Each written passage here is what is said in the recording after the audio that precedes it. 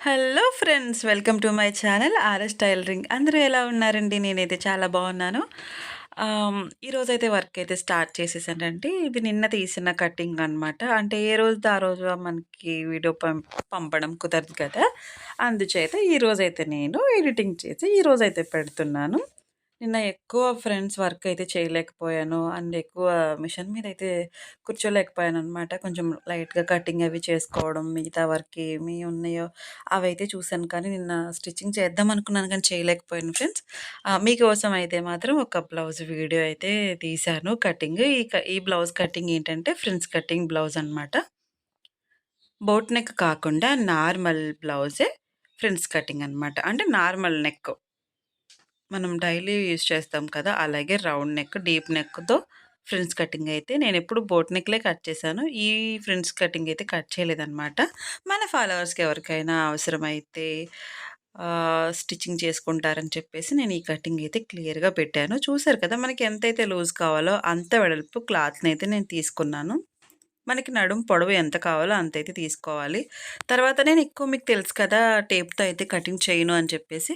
కానీ నేను గీసుకున్న తర్వాత మీకు ఎంతొస్తుందో ఏంటనేది మీకు టేప్‌తో చిన్న ఇన్ఫర్మేషన్ అయితే ఇస్తున్నాను చూడండి. షోల్డర్ వచ్చేసి 6 ఉందనమాట. మెడ వెడల్పు వచ్చేసి 2.5 ఇంచులు ఉందనమాట. మెడ డౌన్ అయితే వచ్చేసి 10 ఇంచులు. ఎవరైనా ఒక మాదిరిగా మీడియంగా ఉన్న వాళ్ళకైతే ఈ ఆది సెట్ అయిపోతుంది కరెక్ట్‌గా. నేనిక చంక దగ్గరైతే లూజ్ నేను కొలవలేదు. మీకెలాగో తెలుసు కదా! హ్యాండ్ బట్టి తీసేసుకుంటే సరిపోద్ది. అదిగోండి చక్కగా నెక్‌ని పరుచుకొని దాన్ని వెడల్పుగా ఉంటాయి నెక్స్ ఎందుకంటే కుట్టిన తర్వాత సాగిపోయి. అలా వెడల్పుగా ఉంచకుండా దగ్గరికి పెట్టుకోవాలనమాట.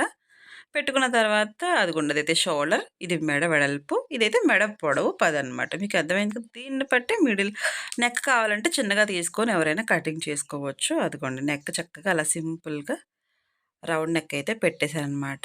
నడుము కొంచెం పొడవుగా ఉందని చెప్పేసి నేను కట్ చేసేసాను ఎగస్ట్రా ఉంటే.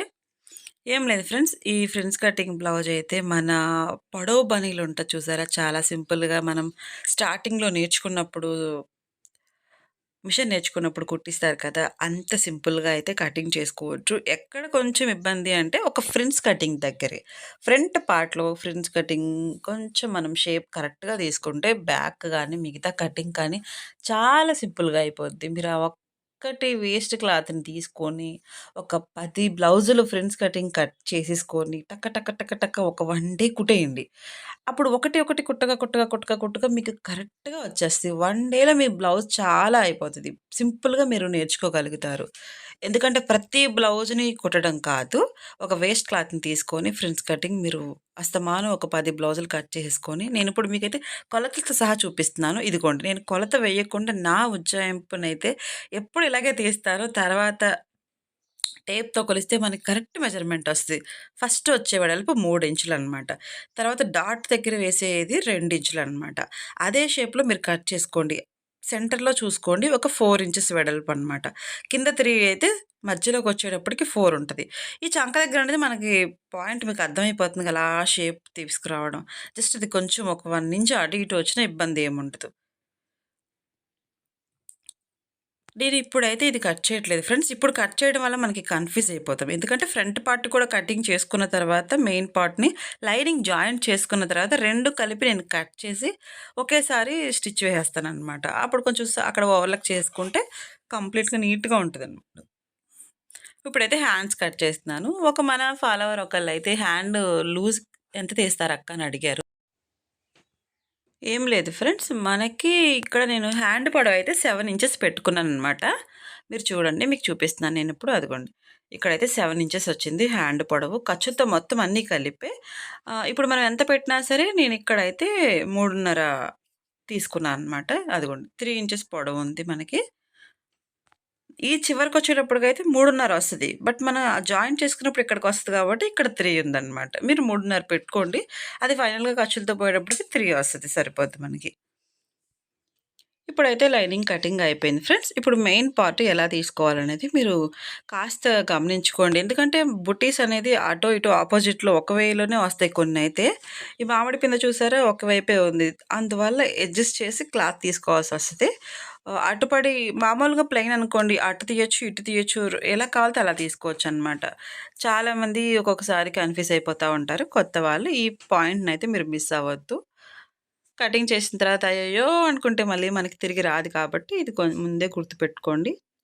ఇప్పుడు చూసారా దానివల్ల నేను అడ్జస్ట్ చేసి తీయాల్సొచ్చింది. మామిడి పింద లేకపోతే ఇటు నుంచి తీసుకుంటే సరిపోయేది. ఓకేనా ఫ్రెండ్స్? అదిగోండి. ఆ క్లాత్ అలా అడ్జస్ట్ చేస్తే సరిపోయిందనమాట. చాలా సింపుల్‌గా అయిపోయింది కదా ఫ్రిన్స్ కటింగు. నేను మీకు మళ్ళీ ఒక వీడియోలో ఓన్లీ ఫ్రిన్స్ కటింగ్ ఎలా కుట్టుకోవాలనేది నేను సింపుల్‌గా ఆ ఒక్క వీడియోనే పెడతాను. కొత్తవారు ఎవరైనా ఒకటికి 10 సార్లు దాన్ని ట్రై చేయండి. ఈ వేస్ట్ క్లాత్ మిగిలిన వేస్ట్ క్లాత్ అంతా కూడా మనకి హ్యాండ్స్ దగ్గర కొంచెం లూజ్ తగ్గింది కదా! ఆ వేస్ట్ క్లాత్ లూజులకేసుకుంటే అయిపోయింది. సరిపోయింది బ్లౌజు.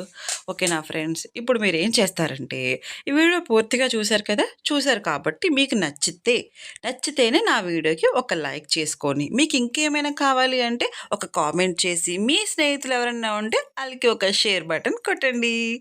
బాయ్.